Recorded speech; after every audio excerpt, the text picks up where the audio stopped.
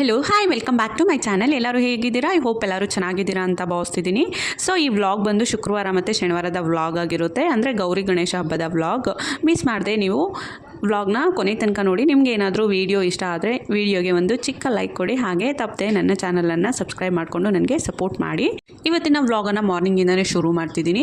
So ಇವತ್ತು ಶುಕ್ರವಾರ ಆಗಿರೋದ್ರಿಂದ, ಅದ್ರ ಜೊತೆಗೆ ಗೌರಿ ಹಬ್ಬ ಕೂಡ ಆಗಿರೋದ್ರಿಂದ ಒಳ್ಳೆ ದಿನ ಆಗಿರುತ್ತೆ. ಸೊ ಒಂದು ವರ್ಷದಿಂದ ಅಂದ್ಕೊಳ್ತಾನೆ ಇದ್ವಿ ನಾವು ಗೊರವನಹಳ್ಳಿಗೆ ಹೋಗಬೇಕು ಅಂತ, ಅಂದರೆ ಲಕ್ಷ್ಮೀ ದೇವಸ್ಥಾನಕ್ಕೆ ಹೋಗಬೇಕು ಅಂತ. ಸೊ ಇಂದಿನ ವ್ಲಾಗಲ್ಲಿ ಹೇಳಿದೆ ಅಲ್ವಾ, ಸೊ ಹಾಗಾಗಿ ಇವತ್ತು ಹೋಗೋಣ ಅಂದ್ಕೊಂಡಿದ್ದೀವಿ. ಒಳ್ಳೆ ದಿನ ಅಲ್ವಾ. ಸೊ ಇವತ್ತು ಹೋಗಿ ಆ ತಾಯಿ ದರ್ಶನ ಮಾಡ್ಕೊಂಬರೋಣ ಅಂದ್ಕೊಂಡಿದ್ದೀವಿ. ಸೊ ಹಾಗಾಗಿ ಸ್ವಲ್ಪ ಬೆಳಗ್ಗೆ ಬೇಗ ಇದ್ದು ಮನೆ ಕೆಲಸನೆಲ್ಲ ಮುಗಿಸ್ಕೊಂಡು ಎಲ್ಲರದು ಕೂಡ ಸ್ನಾನ ಆಯಿತು. ಟೈಮ್ ಈಗ 9 ಗಂಟೆ ಆಗಿದೆ. ಸೊ ದೇವನಹಳ್ಳಿಯಿಂದ ತುಂಬಾ ದೂರ ಇದೆ, ಸುಮಾರು ಒಂದು 70ರಿಂದ 75 ಕಿಲೋಮೀಟ್ರ್ ಇದೆ ಅಂತ ಹೇಳ್ತಿದ್ರು ನಮ್ಮ ಯಜಮಾನರು. ಅಟ್ಲೀಸ್ಟ್ 2 ಅವರ್ಸಿಂದ ಹಿಡಿದು 2.5 ಅವರ್ಸ್ ಆಗುತ್ತೆ ಜರ್ನಿ ಅಂತ ಹೇಳ್ತಿದ್ರು. ಸೊ ಅಷ್ಟು ದೂರ ಅಲ್ವಾ, ಹಾಗಾಗಿ ಟಿಫನ್ ತಿನ್ಕೊಂಡು ಹೋಗೋಣ ಅಂತ ಹೇಳಿ ಎಲ್ಲರೂ ಕೂಡ ಟಿಫನ್ ತಿನ್ಕೊಳ್ತಿದ್ದೀವಿ. ನಾರ್ಮಲಿ ದೇವಸ್ಥಾನಕ್ಕೆಲ್ಲ ಹೋಗಬೇಕು ಅಂದಾಗ ಆಲ್ಮೋಸ್ಟ್ ನಾವು ಉಪವಾಸ ಹೋಗಿ ದೇವ್ರಿಗೆ ಪೂಜೆ ಮಾಡಿಸ್ಕೊಂಬಂದು ನಂತರ ಊಟ ಮಾಡ್ತೀವಿ. ಬಟ್ ದೇವಸ್ಥಾನ ತುಂಬ ಲಾಂಗ್ ಇರೋದ್ರಿಂದ, ಅದು ಬೇರೆ ನಾವು ಸ್ವಲ್ಪ ಲೇಟಾಗೆ ಹೋಗ್ತಿದ್ದೀವಿ. 9 ಗಂಟೆ ಅಂದರೆ ನಾವು ಹೋಗೋಷ್ಟರಲ್ಲಿ 11:30 12 ಗಂಟೆ ಆಗಬಹುದು. ಮತ್ತು ಅಲ್ಲಿ ರಶ್ ಇರ್ತಾರೋ, ಜನ ಇರ್ತಾರೋ ಇಲ್ವೋ ಅದು ನಮಗೆ ಗೊತ್ತಿಲ್ಲ, ಯಾಕಂದರೆ ಫಸ್ಟ್ ಟೈಮ್ ನಾವು ಕೂಡ ಹೋಗ್ತಿರೋದು. ಮತ್ತು ದೇವಸ್ಥಾನದೊಳಗಡೆ ಹೋಗಿ ಪೂಜೆ ಮಾಡಿಸ್ಕೊಂಬರೋಷ್ಟರಲ್ಲಿ ಇನ್ನೆಷ್ಟೊತ್ತಾಗುತ್ತೋ ಅಷ್ಟೊತ್ತವರೆಗೂ ಉಪವಾಸ ಇರಲಿಕ್ಕೆ ಆಗೋದಿಲ್ಲ ಅಲ್ವಾ. ಹಾಗಾಗಿ ಟಿಫನನ್ನು ತಿನ್ಕೊಂಡೇ ಹೋಗ್ತಿದ್ದೀವಿ. ನಾನು ಮಾರ್ನಿಂಗ್ ತಿಂಡಿ ಏನೂ ಮಾಡಲಿಲ್ಲ, ನೆನ್ನೆ ಬಸ್ಸಾರಿತ್ತು, ಅದಕ್ಕೆ ಒಂದು ಸ್ವಲ್ಪ ವೈಟ್ ರೈಸನ್ನು ಮಾಡಿ ತಿಂತಿದ್ದೀವಿ. ಬಟ್ ಆಯುಷು ಅನ್ನ ಸಾಂಬಾರು ಆಗಿರೋದ್ರಿಂದ ಬೇಡ ಮಮ್ಮಿ ನನಗೆ ಊಟ ಏಕೋ ಹೊಟ್ಟೆ ತುಂಬ್ದಂಗಿದೆ ಅಂತ ಕೂತಿದ್ದ. ಎಷ್ಟು ಬಲವಂತ ಮಾಡಿದ್ರು ತಿನ್ನಲೇ ಇಲ್ಲ ಗೊತ್ತಾ ನನ್ನ ಮಗ. ನಾನೇ ಒಂಚೂರು ಪೂಸಿ ಮಾಡಿದೆ, ಆದರೂ ಕೂಡ ತಿನ್ನಲಿಲ್ಲ. ನಂತರ ಗದರಿಸಿ ತಿನ್ನಿಸ್ದೆ, ಒಂದು ಸ್ವಲ್ಪ ಊಟ ಮಾಡ್ಕೊಂಡ. ಯಾಕಂದರೆ ಅಷ್ಟು ದೂರ ಹೋಗ್ಬೇಕಲ್ವಾ, ಹೊಟ್ಟೆ ಹಸಿವು ಆಗೇ ಆಗುತ್ತೆ. ಸೊ ಹಾಗಾಗಿ ನಾನು ಒಂಚೂರು ತಿನ್ನಿಸ್ದೆ. ಇನ್ನೊಂದು ನಮ್ಮ ಯಜಮಾನರು ಬೇರೆ ಫಸ್ಟೇ ಹೇಳಿದ್ರು, ಶಾರ್ಟ್ಕಟ್ಟಲ್ಲಿ ಹಳ್ಳಿ ದಾರಿಲಿ ಹೋಗೋಣ, ಸ್ವಲ್ಪ ಬೇಗ ಹೋಗ್ಬೋದು ದೇವಸ್ಥಾನಕ್ಕೆ ಅಂತ ಹೇಳಿದ್ರು. ನಾವೇನಾದರೂ ಹಳ್ಳಿ ದಾರಿಲಿ ಹೋದರೆ ಹೋಟೆಲ್ಸ್ ಎಲ್ಲ ಎಲ್ಲಿ ಸಿಗುತ್ತೆ ಅಲ್ಲಿ, ಅವ್ನು ಬೇಕು ಅಂದರೆ ಮಧ್ಯದಲ್ಲಿ ಎಲ್ಲಾದರೂ ಆಯುಷ್ಗೆ ಹೊಟ್ಟೆ ಹಸಿದ್ರೆ ಎಲ್ಲಿ ಸಿಗುತ್ತೆ. ಸೊ ಹಾಗಾಗಿ ಸ್ವಲ್ಪ ಗದರಿಸಿ ಊಟ ಮಾಡಿಸ್ದೆ. ಫೈನಲಿ ಒಂಚೂರು ತಿನ್ಕೊಂಡ್ವಿ. ನಮ್ಮ ಲಕ್ಕಿನೂ ಸಹ ಊಟ ಮಾಡಲಿಲ್ಲ. ಸೊ ಹೇಗಾದರೂ ಆಗಲಿ ಅಂತ ಹೇಳಿ ನಾವು ಇಬ್ರಿಗೂ ಕೂಡ ಬಾಕ್ಸ್ಗೆ ಅನ್ನ ಸಾಂಬಾರನ್ನು ಹಾಕ್ಕೊಂಡಿದ್ದೀವಿ. ಸೊ ಈಗ ಫೈನಲಿ ಹೊರಟ್ವಿ.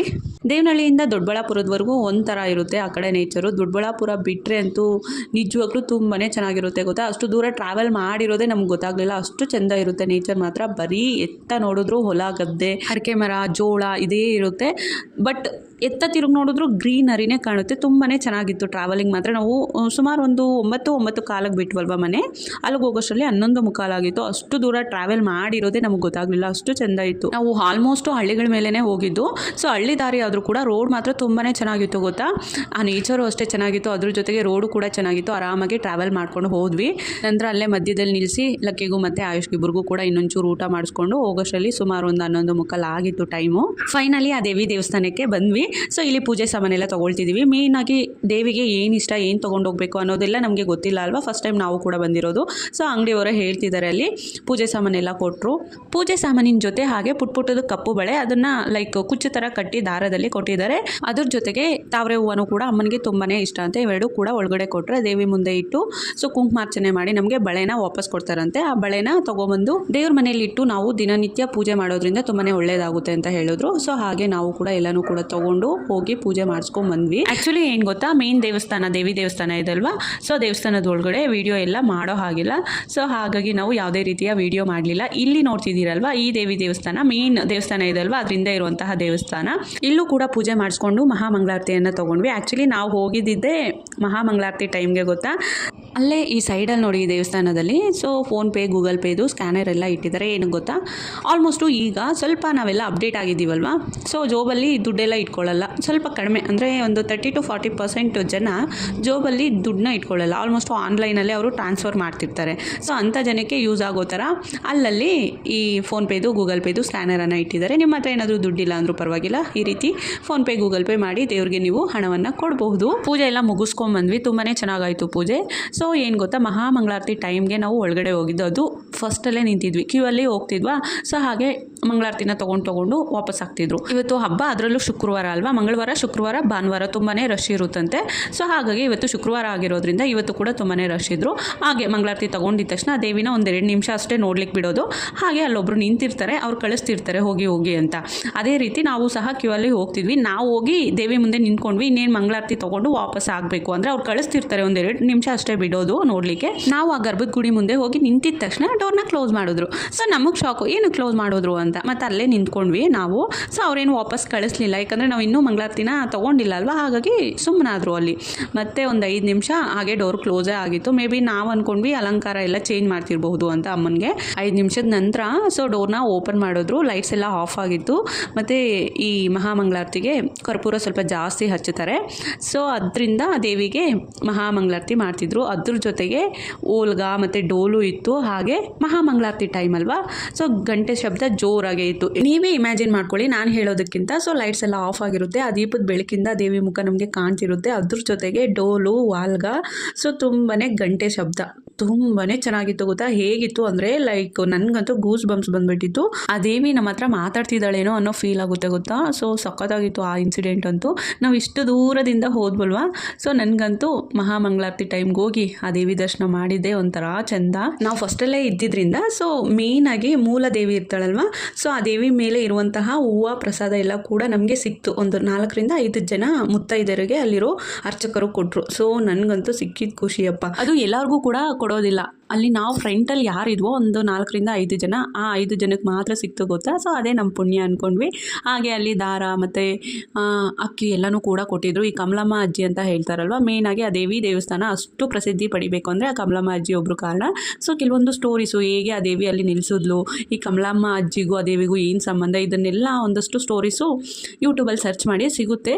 ಹಾಗೆ ಆ ಕಮಲಮ್ಮ ಅಜ್ಜಿಗೂ ಸಹ ಅಲ್ಲಿ ಒಂದು ಪುಣ್ಯ ಸ್ಮರಣೆ ಅಂದರೆ ದೇವಸ್ಥಾನದ ರೀತಿಯಲ್ಲೇ ಕಟ್ಟಿದ್ದಾರೆ, ಅಲ್ಲಿಗೂ ಕೂಡ ಹೋಗಿ ಬಂದ್ವಿ. ಇಲ್ಲಿ ನೋಡಿ ಬ್ಲಡ್ ಡೊನೇಷನ್.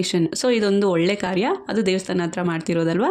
ಸೊ ಯಾರಾದರೂ ಬ್ಲಡ್ನ ಕೊಡ್ಬೋದಾದರೆ ಕೊಡಬಹುದು. ಈಗ ನಾವು ಹೋಗ್ತಿರೋದು ಊಟ ಮಾಡಲಿಕ್ಕೆ. ಸೊ ಪ್ರಸಾದ ಕೂಡ ಇರುತ್ತಂತೆ ಮಧ್ಯಾಹ್ನ ಟೈಮು. ಸೊ ನಾವೆಲ್ಲ ಪೂಜೆ ಎಲ್ಲ ಮುಗಿಸೋಷ್ಟರಲ್ಲಿ 1:30 ಆಗಿತ್ತು. ಈಗ ಊಟ ಮಾಡಲಿಕ್ಕೆ ಬಂದಿದ್ದೀವಿ. ಸೊ ಊಟದ ಹಾಲಂತೂ ಕ್ಲೀನ್ ಆಗಿತ್ತಪ್ಪ, ಎಷ್ಟು ಚೆಂದ ಇತ್ತು ಗೊತ್ತಾ. ಆರ್ಗನೈಸಿಂಗು ಅಷ್ಟೇ ಮತ್ತು ಕ್ಲೀನು ಅಷ್ಟೇ ತುಂಬಾ ಚೆನ್ನಾಗಿತ್ತು. ಮೇಯ್ನಾಗಿ ಎಲ್ಲೋದ್ರೂ ಕೂಡ ನಾವು ನೋಡೋದು ಕ್ಲೀನ್ ಅಲ್ವಾ. ಸೊ ಅದಂತೂ ಪಕ್ಕ 100% ಇತ್ತು ಗೊತ್ತಾ. ಆ್ಯಕ್ಚುಲಿ ಇನ್ನೊಂದು ಏನು ಗೊತ್ತಾ, ನಾವು ತಿಂದಿದ್ದ ತಟ್ಟೆನ ನಾವೇ ತೊಳಿಬೇಕು. ಸೊ ತುಂಬಾ ಚೆನ್ನಾಗಿತ್ತು, ಅದು ನನಗಂತೂ ಇಷ್ಟ ಆಯಿತು. ಅಲ್ಲಲ್ಲಿ ಸೋಪು ಎಲ್ಲ ಇಟ್ಟಿರ್ತಾರೆ, ನೀಟಾಗಿ ತಟ್ಟೆನ ತೊಳೆದು ಇಟ್ಟು ಬರ್ಬೋದು. ಸೊ ಪ್ರಸಾದಕ್ಕೆ ಹೆಸರುಬೇಳೆ ಪಾಯಸ, ಕೋಸಂಬರಿ, ಅನ್ನ ಸಾಂಬಾರನ್ನು ಹಾಕಿದ್ರು.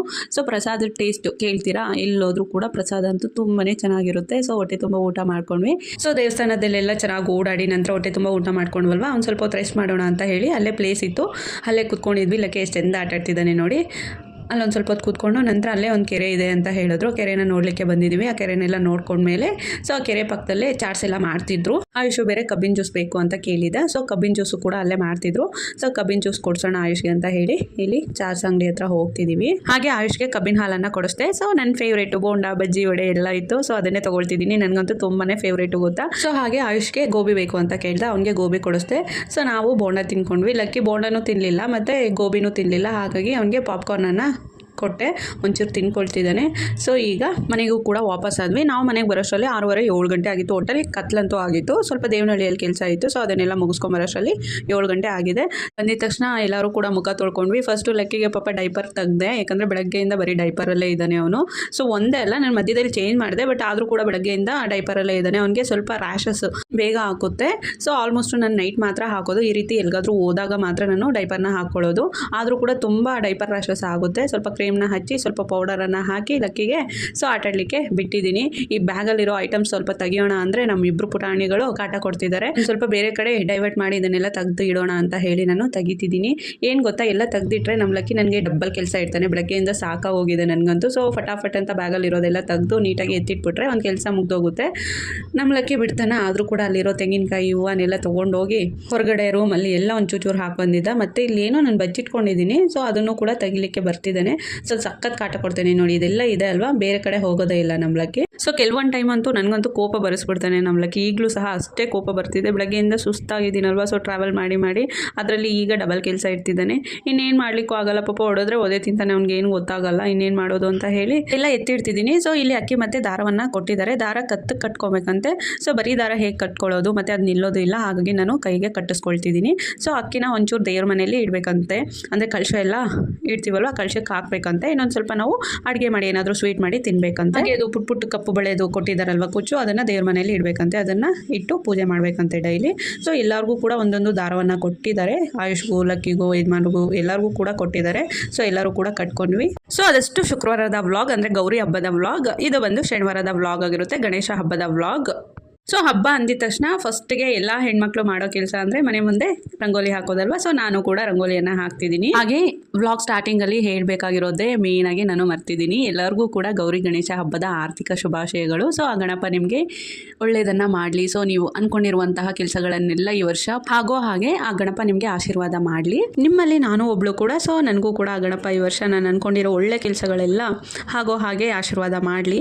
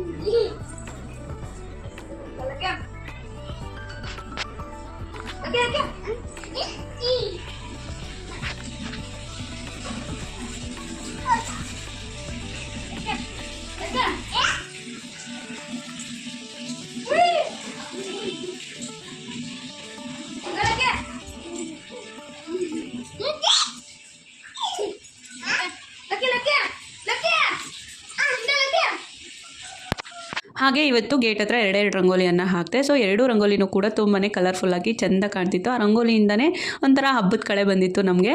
ಹಾಗೆ ನಮ್ಮ ಪುಟಾಣಿ ಮತ್ತು ಆಯುಷ್ ಇಬ್ಬರು ಕೂಡ ಆಟ ಆಡ್ತಿದ್ದಾರೆ. ಸೊ ಇಲ್ಲಿ ನಾನು ಒಬ್ಬಟ್ಟನ್ನು ಮಾಡ್ತಿದ್ದೀನಿ. ಗಣೇಶ ಹಬ್ಬದ ದಿನ ಆಲ್ಮೋಸ್ಟು ಮಾಡೋದೇ ಕಡುಬು ಮೋದಕ ಅಲ್ವಾ. ಸೊ ನಮ್ಮ ಮನೆಯಲ್ಲಿ ಒಬ್ಬಟ್ಟನ್ನು ಮಾಡ್ತಿದ್ದೀನಿ. ಅಂದರೆ ಕಡುಬು ಹೋಲಿಸ್ಕೊಂಡ್ರೆ ಒಬ್ಬಟ್ಟು ತುಂಬ ಇಷ್ಟಪಟ್ಟು ತಿಂತಾರೆ, ಕಡುಬು ಅಷ್ಟಾಗಿ ತಿನ್ನೋದಿಲ್ಲ. ಸೊ ವರಮಹಾಲಕ್ಷ್ಮಿ ಹಬ್ಬಕ್ಕೆ ನಾನು ಒಬ್ಬಟ್ಟನ್ನು ಮಾಡ್ತಿದ್ದೆ ಅಂತ ಹೇಳಿದ್ನಲ್ವ, ಈ ಸಲ ಮಾಡಲಿಲ್ಲ ಅಲ್ವಾ ನಾನು. ಹಾಗಾಗಿ ಇವತ್ತು ಒಬ್ಬಟ್ಟನ್ನು ಕೇಳಿದ್ರು ಮನೇಲಿ, ಒಬ್ಬಟ್ಟನ್ನೇ ಮಾಡ್ತಿದ್ದೀನಿ. ಪ್ಲಸ್ ನಾನು ಮೋದಕನೂ ಸಹ ಮಾಡ್ತೀನಿ. ಸಂಜೆಗೆ ಪೂಜೆ ಮಾಡಬೇಕು. ಸೊ ಸಂಜೆಗೆ ಮೋದಕ ಮಾಡಿ ಆ ಗಣಪನಿಗೆ ಪ್ರಸಾದವಾಗಿಟ್ಟು ಪೂಜೆ ಮಾಡ್ತೀನಿ. ಸೊ ಸಂಜೆಗೆ ಮೋದಕ ಮಾಡ್ತೀನಿ. ಈಗ ಮಾತ್ರ ಒಬ್ಬಟ್ಟನ್ನು ತಿನ್ನಲಿಕ್ಕೆ ಮಾಡ್ತಿದ್ದೀನಿ. ಒಬ್ಬಟ್ಟು ಮಾಡಲಿಕ್ಕೆ ಹೂರ್ಣವನ್ನು ನಾನು ನಿನ್ನೆ ರಾತ್ರಿನೇ ಮಾಡಿಟ್ಟಿದ್ದೆ. ಸೊ ಎಲ್ಲನೂ ಇವತ್ತು ಮಾರ್ನಿಂಗೆ ಅಂದರೆ ಸೊ ಬರೀ ಅಡುಗೆಯಲ್ಲೇ ಕಳೆದೋಗ್ತೀನಿ ಇವತ್ತು ಸಂಜೆ ತನಕ. ಹಾಗಾಗಿ ನಾನು ಹೂರ್ಣವನ್ನು ನಿನ್ನೆ ರಾತ್ರಿನೇ ಮಾಡಿಟ್ಟಿದ್ದೆ. ಈಗ ಕಣಕವನ್ನು ರೆಡಿ ಮಾಡಿ ನೆನೆಲಿಕ್ಕೆ ಇಡ್ತಿದ್ದೀನಿ. ನೆಕ್ಸ್ಟು ಮತ್ತೆ ಇದ್ರ ಜೊತೆಗೆ ಏನೆಲ್ಲ ಮಾಡಿದೆ ಅನ್ನೋದನ್ನು ನಾನು ನೆಕ್ಸ್ಟ್ ವ್ಲಾಗಲ್ಲಿ ತಿಳಿಸ್ತೀನಿ. ಸೊ ಈ ವ್ಲಾಗ್ ಮತ್ತೆ ಅದನ್ನೆಲ್ಲ ಆ್ಯಡ್ ಮಾಡಿದ್ರೆ ಅಂದರೆ ಇವತ್ತಿನ ಡೇ ರೂಟೀನ್ ಫುಲ್ಲು ಇದರಲ್ಲಿ ಆ್ಯಡ್ ಮಾಡಿದ್ರೆ ತುಂಬಾ ಲಾಂಗ್ ಆಗುತ್ತೆ ವಿಡಿಯೋ. ಸೊ ಹಾಗಾಗಿ ವ್ಲಾಗನ್ನು ನಾನು ಇಲ್ಲಿಗೆ ಎಂಡ್ ಮಾಡ್ತಿದ್ದೀನಿ. ವ್ಲಾಗ್ ಕಂಟಿನ್ಯೂ ಆಗುತ್ತೆ. ಮಿಸ್ ಮಾಡಿದೆ ನೆಕ್ಸ್ಟ್ ವ್ಲಾಗನ್ನು ಸಹ ನೋಡಿ. ನಿಮಗೇನಾದರೂ ಈ ವಿಡಿಯೋ ಸ್ವಲ್ಪನಾದರೂ ಇಷ್ಟ ಆಗಿದ್ರೆ ದಯವಿಟ್ಟು ಮಿಸ್ ಮಾಡಿದೆ ಒಂದು ಚಿಕ್ಕ ಲೈಕ್ ಕೊಡಿ ಈ ವಿಡಿಯೋಗೆ. ಹಾಗೆ ನನ್ನ ಚಾನಲನ್ನು ಮಿಸ್ ಮಾಡದೆ ಸಬ್ಸ್ಕ್ರೈಬ್ ಮಾಡಿಕೊಂಡು ನನಗೆ ಪ್ಲೀಸ್ ಸಪೋರ್ಟ್ ಮಾಡಿ. ಎಲ್ಲರಿಗೂ ಕೂಡ thank you so much. Bye.